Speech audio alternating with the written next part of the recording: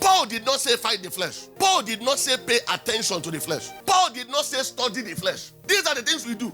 We want to fight it. We fight it to a standstill. You can't fight the flesh. You feed the spirit and the flesh will die. The cravings will die. He didn't say pay attention to it. What people do now is that they check what their weak points are and begin to study the weak point. But he said, walk in the spirit. The strategy of heaven is occupation. Occupy your mind with the things of the spirit. It's not obsession.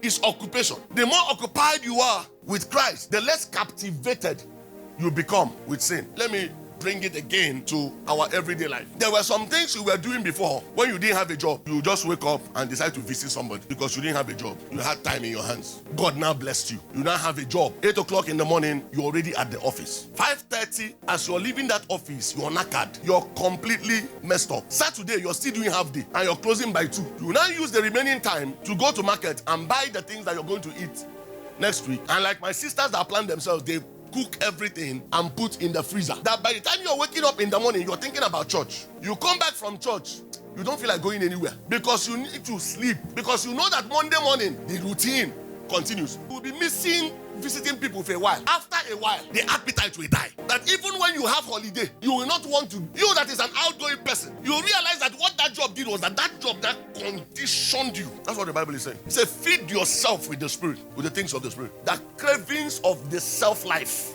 will die. You used to gist, football, gist everything. One day, somebody just brought business. And you realize that the more you talk business, the more time, before you know it, you don't even have time to talk football again.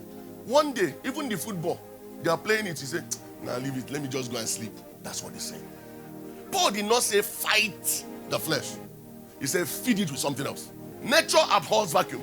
So is spirit. Feed it with something else. An idle mind is a devil's workshop. Feed it with something else. When you feed it with things of the spirit, you will not crave. I like the way the TPT put it.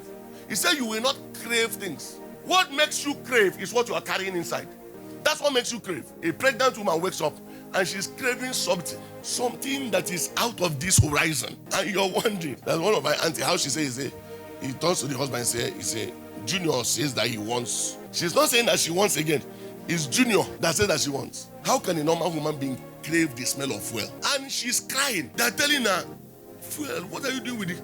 He said, give me, I want to perceive fuel. And they say, we cannot give. It's not good for your health. He said, I want. And she begins to cry. Original cry like this. They go and they get fuel. She inhales it and she's fine. They carry fuel, give the person that brought. He goes away. Pregnancy. What you have on your inside, what you feed yourself with, begins to craft your cravings. Normal people don't just wake up and say, I want to pray. Normal people don't just wake up and say, I want to just read the Bible. I want to study the word. It is what you feed yourself with, what you yield yourself with, that determines what you crave.